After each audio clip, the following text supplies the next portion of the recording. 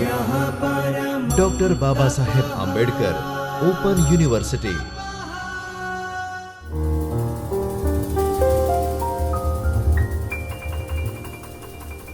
વિદ્યાર્થી મિત્રો નમસ્કાર. ડૉક્ટર બાબા સાહેબ આંબેડકર ઓપન યુનિવર્સિટીના ચૈતન્ય સ્ટુડિયો પરથી હું છું ડૉક્ટર રજની પરમાર. મિત્રો, આપણે ભણીએ છીએ MGT 102 નામનું પેપર, જેનું શીર્ષક છે ગુજરાતી ભાષા પરિચય અને અભ્યાસ. તેનો બ્લોક 4 છે ગુજરાતી કોશ રચના. જે વિદ્યાર્થીઓ મુખ્ય વિષય ગુજરાતી સાથે BAOUમાં MA કરે છે તેઓ આ પેપરને ભણી રહ્યા છે. આ સાથે જેઓ નેટ જીસેટની પરીક્ષા આપવાના છે કે આપી રહ્યા છે તે વિદ્યાર્થીઓને પણ કામ લાગે એવી સામગ્રી આ વિડીયો અંતર્ગત આપણે આપવાના છીએ. હવે આ ગુજરાતી કોશ રચના છે તેને લઈને આપણે અગાઉ કેટલાક વિડીયોમાં કોશ વિષયક માહિતી મેળવી છે. આપણે ખાસ કરીને ઉદ્દેશ્યને આધારે કોશના કેવા કેવા પ્રકાર પડે તે એકમ 3ની ચર્ચા કરી રહ્યા છીએ. છેલ્લા વિડીયોમાં જ્યારે આપણે હતા ત્યારે કેટલીક આટલી બાબતો તમને સમજાવી હતી, જેમાં ખાસ કરીને પહેલો અને બીજો વિભાગ તમારા ધ્યાનમાં છે કે બાહ્ય આકાર પર આધારિત જે કોશ છે કેવા પ્રકારના હોઈ શકે અને કેવા કેવા હોઈ શકે, જે શબ્દનું બાહ્ય સ્વરૂપ છે. પછી આપણે સમજ્યા હતા કે એનું અર્થગત પાસું હોય તો એના આધારે કેવા કેવા પ્રકારના કોશ હોય, તેની પણ આપણે ચર્ચા અગાઉના વિડીયોમાં સરસ રીતે કરેલી છે. હવે આપણે ત્રીજા વિભાગમાં આવ્યા છીએ, જેમાં છે ભાષા પ્રયોગ આધારિત કોશ. તો ભાષાનો પ્રયોગ કરવો અને એના આધારે કેવા કેવા પ્રકારના કોશ હોઈ શકે તેની કેટલીક માહિતી આપણે આ વિડીયો અંતર્ગત લેવાના છીએ અને આ સાથે બીજા એના પ્રકારોને પણ સાથે કન્ટિન્યુ કરીશું. તો હવે આપણે કોશના ત્રીજા રસપ્રદ પ્રકાર તરફ આગળ વધવું છે, ભાષા પ્રયોગ આધારિત કોશ.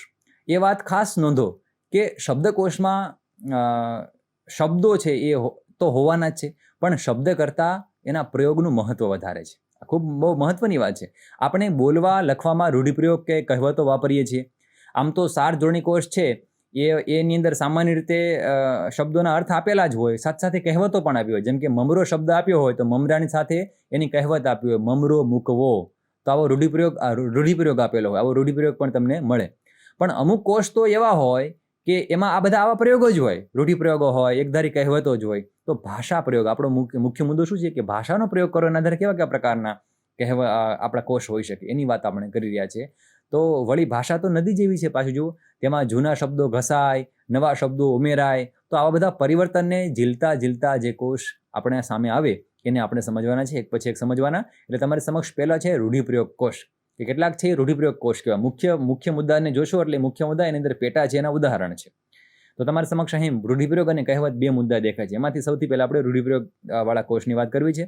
તો જ્યારે કોશકારનું કેન્દ્ર બિંદુ એ માત્ર રૂઢિપ્રયોગ હોય, બીજું કશું નહીં, તો એવા કોશ અહીંયા આવતા હોય છે. ગુજરાતીમાં આવો પહેલો કોશ ઈસવીસન 1898માં ગુજરાત વર્નાક્યુલર સોસાયટી દ્વારા પ્રકાશિત થયો હતો, જેના સંપાદક હતા ભોગીલાલ ભીખાભાઈ ગાંધી. હા, અહીં માત્ર રૂઢિપ્રયોગ જ આપેલા અને એના વિશિષ્ટ અર્થ છાયા ધરાવતા પ્રયોગો છે એમણે લીધા હતા અને ઉદાહરણો સાથે એમણે વાત મૂકી હતી. એટલે એ તમારી સમક્ષ નામ પણ એમનું છે અને એમણે રૂઢિપ્રયોગ કોશનું નામ જ છે આવું, રૂઢિપ્રયોગ કોશ આ કોશનું નામ છે. જેવું નામ એવું જ કામ, કેવી સરસ વાત છે, યાદ જ ન રાખવું પડે બીજું કશું જ. હવે પછી થોડીક વાત કરી દઉં છું કહેવત કોશની. આમાં ઘણા બધા કોશ છે ગુજરાતીમાં. સૌથી પહેલો સંગ્રહ આપણને 1851માં મગનલાલ વખતચંદ શેઠ પાસેથી મળ્યો હતો. એમણે આપણને કથનાવળી એવો એક કોશ આપ્યો છે, તમને એનું શીર્ષક પણ દેખાતું હશે. તો એ કથનાવળીની અંદર એમણે કહેવતો સમજાવી છે અને ઘણી બધી કહેવતો એની સમક્ષ એમાં એ કોશની અંદર સમાવેલી છે. આ પછી આપણને 1899માં ભગુભાઈ કારભારી પાસેથી એક દ્વિભાષી કોશ મળે છે, જેનું નામ છે ગુજરાતી પ્રોવર્બ્સ વિથ ધેર ઇંગ્લિશ ઇક્વિલેન્ટ્સ. હવે આ કોશ કેટલી રીતે મહત્વનો છે તો એમાં એમણે ગુજરાતી કહેવતોને અંગ્રેજી અર્થ સાથે સમાંતર અંગ્રેજી કહેવત સાથે મૂકી આપી છે. કહેવત ગુજરાતી એની સાથે સમાંતર અંગ્રેજી કહેવતો એની સાથે મૂકી આપી છે. આ ઉપરાંત બીજો તમને દામુભાઈ મહેતા પાસેથી 900 કહેવતનો એક કોશ મળે છે અને કરમ અલી નાનજીયાણીએ તમને બીજો એક આપણને કોશ આપ્યો છે, જેનું નામ છે કચ્છી સુકેણી. આ સુકેણીનો અર્થ કહેવત થાય એટલે કચ્છી કહેવત. એમાં 300 જેટલી કહેવતો આપી છે. એટલે કેવા કેવા પ્રકારના કોશ હોઈ શકે એ વિચારો. આપણે માત્ર વિચારવાનું છે કે આટલા બધા કોશ છે, કામ તો કરવાવાળાએ કરેલું જ છે, એ બરાબર સમજવાનું. હવે આમાં શિરમોર ગણાય એવો કોશ એટલે 1903માં પ્રકાશિત થયેલો કહેવતમાળા. જમશેદજી પિતિત એમણે અને જીજીભાઈ મિસ્ત્રી આ બંનેએ કમાલ કરી. શું તો કે એમણે લગભગ 12,000 જેટલી કહેવતો ભેગી કરી. આંકડો ખાલી સાંભળું 12,000 જેટલી. અને એ પણ બહુભાષી, અંગ્રેજી, લેટિન, ફ્રેન્ચ, રશિયન, ચીની, જાપાન આવી બધી 16 જેટલી વિદેશી અને પછી તમિલ, તેલુગુ જેવી 8 ભારતીય આટલી ભાષાઓમાં એમણે કહેવત છે એને મૂકી. અને એની સાથે અનુવાદ સાથે મૂકી ગુજરાતીમાં. તો આ બહુ મહત્વપૂર્ણ કોષ છે કહેવત માળા. એને પણ તમારે યાદ રાખવાનું, અનુવાદ સાથે મૂકેલું છે. આવો એક બીજો સંગ્રહ આપણને મૂળચંદ આશારામ શાહનો મળે છે. એમણે ગુજરાતી કહેવત સંગ્રહ એવો આપ્યો, જેમાં એમણે 751 વિષયોની અંદર કહેવતોનું વર્ગીકરણ કર્યું. કેવા કેવા પ્રકારની કહેવત હોઈ શકે, કહેવતોનું વર્ગીકરણ કર્યું છે. એટલે આ સાથે સાખીઓ અને દોહરા પણ એની સાથે વચ્ચે વચ્ચે એમણે મૂક્યા છે. એટલે એ થયું કહેવતવાળી વાત. તો રૂઢિપ્રયોગ, પછી છે કહેવત. આ ઉપરાંત ભાષાના આધારે કેવા કોષ હોય, તો એક શબ્દ છે ઉછીના શબ્દોનો કોષ. એ કેવો હોય? ઉછીનું આપણે તો તેલ કે ખાંડ લઈ આવીએ, શબ્દો લઈ આવીએ, તો કે હા, અન્ય ભાષાના ઘણા બધા શબ્દો આપણી ભાષામાં હશે, ભળી ગયા છે સાવ. ઘણી વખત એવું થાય કે આપણે ઉછીનું ઘણાનું એટલું લઈ આવે કે આપણું જ છેવું મળે લાગવા. તો ભાષામાં શબ્દોનું પણ આવું થઈ ગયું છે. આપણી ભાષામાં બીજા સમાજના સંપર્કથી આવેલા શબ્દો આપણામાં હોવાના છે. દાખલા તરીકે આપણે અરબી, ફારસી ને ઉર્દુને આપણે તો એક જ ગણી દઈએ, પણ બધું અલગ અલગ છે. અરબી શબ્દો બે રીતે આપણે ત્યાં આવ્યા. એક તો દરિયાઈ વેપારીઓના દ્વારા આપણે ત્યાં આવ્યા, અને બીજો છે ફારસી શાસન દ્વારા આપણે ત્યાં આવ્યા છે. તો અખબાર શબ્દ છે. હવે અખબાર છે એ આમ તો ખબર શબ્દનું બહુવચન છે, આપણે એને અખબાર તરીકે વાપર્યો છે. આ ઉપરાંત એક મુસાફર શબ્દ છે, જેનો આપણે અર્થ કરીએ સફર કરનાર. તો આવા બધા આ શબ્દો છે આવ્યા છે. તો એ શબ્દ કઈ ભાષામાંથી કેવો આવ્યો છે ને એ કઈ ભાષાનો મૂળ છે, એવા ઉછીના શબ્દો છે એને દર્શાવતા કોષને આપણે ઉછીના શબ્દોનો કોષ જ કહેવાનો. એટલે એવા પ્રકારના કોષ ગુજરાતીમાં રચાયા છે. પછી જે બીજું નામ છે એ છે ઘસાતા શબ્દોનો કોષ. હવે ઘસાઈ જવું એટલે શું? ભાષામાં શબ્દો કેવી રીતે ઘસાય? શબ્દ કેમ દેખાતો હોય તે ઘસાઈ જાય, આપણે ક્યાંક જતા હોય ને ઘસાઈ જઈએ એમ, તો એવું નહીં. પણ જે શબ્દો હવે ઉચ્ચારણમાં ઓછા થઈ ગયા છે, લુપ્ત થવા લાગ્યા છે, એવા શબ્દો કાયમ ભાષામાંથી જતા ન રહે, તો એવા તળના જે શબ્દો હોય કે ગ્રામીણ સમાજ પાસે હોય કે બહુ જૂના થઈ ગયેલા શબ્દો હોય, તો એવા શબ્દોને સાચવી રાખવા માટેના કોષ રચાય.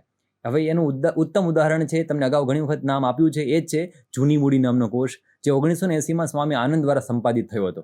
તેમણે પ્રસ્તાવનામાં જેવું લખી દીધું હતું કે આ જે સામગ્રી બધી છે એ આથમી ગયેલા જમાનાની છે. જુઓ, આથમી ગયેલો જમાનો, અહીં જો આથમી ગયેલો શબ્દ છે એ પણ વિલક્ષણ જ છે, લાક્ષણિક અર્થ જ તમને આપે છે કે ભાઈ હવે પહેલાના જમાનામાં બધા બોલતા હતા, અહીં બધા શબ્દો એ બોલતા નથી. આજની પેઢીના શબ્દો આમ તો અજાણે લાગે, અથવા આપણે નથી બોલતા તો શા માટે કામના છે, પણ એ જરૂરી છે. એ ભાષામાં શબ્દો હતા આપણને ખ્યાલ હોવી જોઈએ. ઘણી વખત જૂનું જ આપણને વધારે ગમે છે. ખૂબ પીઝા ખાઈને કંટાળી જાય, પછી એને ઓળો અને રોટલો કેમ ભાવે? આ એના જેવું છે. શબ્દો પણ આપણા છે. તો એમાં જો કેટલાક શબ્દો છે. ઘોણિયો નામનો શબ્દ છે, તમને અહીંયા શબ્દ આપ્યો છે. હવે એનો અર્થ થાય કે પહોળો ઘડો. હવે આપણે ક્યારે બોલતા જ નથી આ શબ્દ. એક શબ્દ છે ઘોયું, એનો અર્થ થાય ભમરડાથી પડેલું કાણું, ઘોયું પાડી દેવું, ભમરડાથી પડતું કાણ. તો આવા શબ્દો છે. અને એ કોષમાં ઘણા બધા શબ્દો મૂકી. અવાયું પડવું એક આવો રૂઢિપ્રયોગ છે. એમાં અવાયું પડવું આવો શબ્દ છે, રૂઢિપ્રયોગ એને મૂકેલો છે. પછી વાતોના વલાળા કરવા, આવી બધી કહેવતો પણ એની અંદર મૂકેલી છે. તો આ બધો કોષ છે ખરેખર આપણી સંસ્કૃતિને સાચવી રાખવાવાળા કોષ છે. એટલે એની પણ આપણને જરૂરી છે, ઘસાતા શબ્દોનો કોષ. હવે તમને વાત કરું છું નવા શબ્દોનો કોષ. હવે જેમ જૂના શબ્દો જાય એમ પાછા નવા આવે ખરા ને. તો ખાસ કરીને અંગ્રેજી શબ્દો જે ગુજરાતીમાં એકદમ ભળી ગયા છે, તો ગુજરાતી ભાષામાં અંગ્રેજી શબ્દોનો ધસારો આવો એક કોષ છે. જોકે એની વધારે વિગત આપણને પ્રાપ્ત થતી નથી, પણ આવા ખાસ કરીને એવા ઝાઝા કોષ નથી, પણ આવા હશે. ઘણા બધા શબ્દો બીજી ભાષામાંથી અહીંયા આવી ગયા છે, બરાબર. તો એ રીતે ભાષા પ્રયોગના આધારે આપણે જોવા ગયા તો આપણને અલગ અલગ પ્રકારના કોષ મળ્યા. પણ આ નવા શબ્દોનો કોષ છે એવા પણ કોષ બનવા જોઈએ હજી, ખાસ કરીને જેની આપણી પાસે બહુ જાજી માહિતી નથી કે એવા બધા કોષ પણ નથી. પણ જે નવા આવેલા શબ્દો છે ભાષામાં, એનો પણ એક કોષ હોય. અને ઘણા બધા એવા પ્રયત્ન કરી પણ રહ્યા છે કે આપણી પાસે પ્રચલિત શબ્દકોષ એવા છે ને કે જેમાં અમુક શબ્દો તો છે જ નહીં, તો એ શબ્દો માટે નવા શબ્દો જે બનેલા હોય એના પણ કોષ નવેસરથી બનાવી શકાય. તો એક આ નવું ખાનું છે, એમાં તમારે સમજવાનું. તો આપણે જોયું કે ભાષાના આધારે, ભાષા પ્રયોગના આધારિત અલગ અલગ કોષ છે એ તમે મૂકી કે દર્શાવી શકાય છે. તો આ સાથે હજી એક મુદ્દો આપણે જોડવો છે, એ છે સમયનું પરિમાણ. સમયના આધારે પણ અલગ અલગ કોષ હશે, એની વાત થોડી અલગ રીતે આવી ગઈ છે, પણ આપણે મુદ્દાસર સમજવું છે. ભાષાના પ્રયોગની વાત કર્યા પછી સમયનું જે વાત છે એ મહત્વનો વિભાગ છે, પરિમાણ જોવાનું. અને એમાં બે વિભાગ આપણે ખાસ કરીને સમજવાના છે. એક રીતે જોવા જાવ તો અગાઉ કહ્યું તેમ ભાષા એ વહેતી નદી જેવી છે, બરાબર. સમય બદલાય એમાં શબ્દો પણ શું થાય? બદલાય, એના અર્થો પણ બદલાય. હવે કોષકાર સમયને કેવી રીતે જુએ, તો એમાં મુખ્ય બે વિભાગ છે. પહેલો વિભાગ એવો છે કે એમાં એક કાલિક કોષ હોય, જેને આપણે અંગ્રેજીમાં સિન્ક્રોનિક ડિક્શનરી કહીએ છીએ.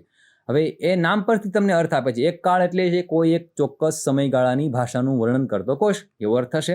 સામાન્ય રીતે આપણે રોજબરોજમાં જે કોષ વાપરીએ છીએ તે મોટે ભાગે આ પ્રકારના જ છે, બરાબર. આપણે જ્યારે કોષ ખોલીએ ત્યારે આપણને એમાં રસ શાનો હોય, એમ શા માટે ખોલીએ? આપણને એ જ ને કે આજે અત્યારે આ શબ્દનો અર્થ કયો થતો હશે આપણે એ જાણવું છે, બરાબર, એની જોડણી કેવી થતી હશે, તો એ બધા કોષ એકકાલીન છે. એમાં ઇતિહાસની બહુ ચિંતા કાંઈ હોતી નથી. આપણો જે સાર્થ જોડણી કોષ છે કે પછી ખિસ્સા કોષ છે, મુખ્યત્વે આ શ્રેણીમાં મૂકી શકાય એવા કોષ છે, બરાબર. જે વર્તમાન સમયની પ્રમાણભૂત ભાષા છે એની આપણને બાંહેધરી આપે છે, બસ આ બરાબર છે, તમારે આવું લખવું જોઈએ એ પ્રમાણે.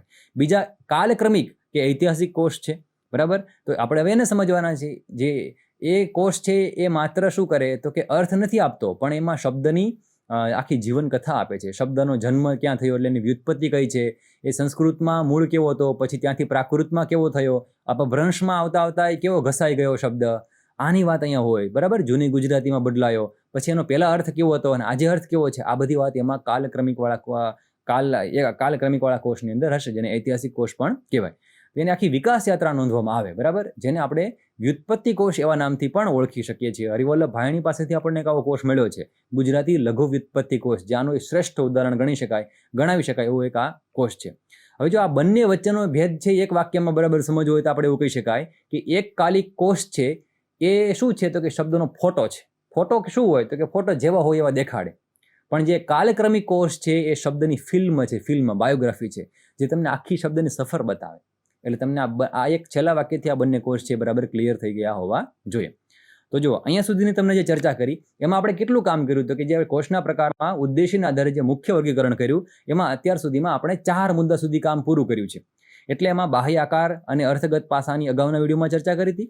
આ વિડીયો અંતર્ગત આપણે ભાષા પ્રયોગ આધારિત કોષ અને સમયના પરિમાણને આધારે પડતા કોષની માહિતી મેળવી છે.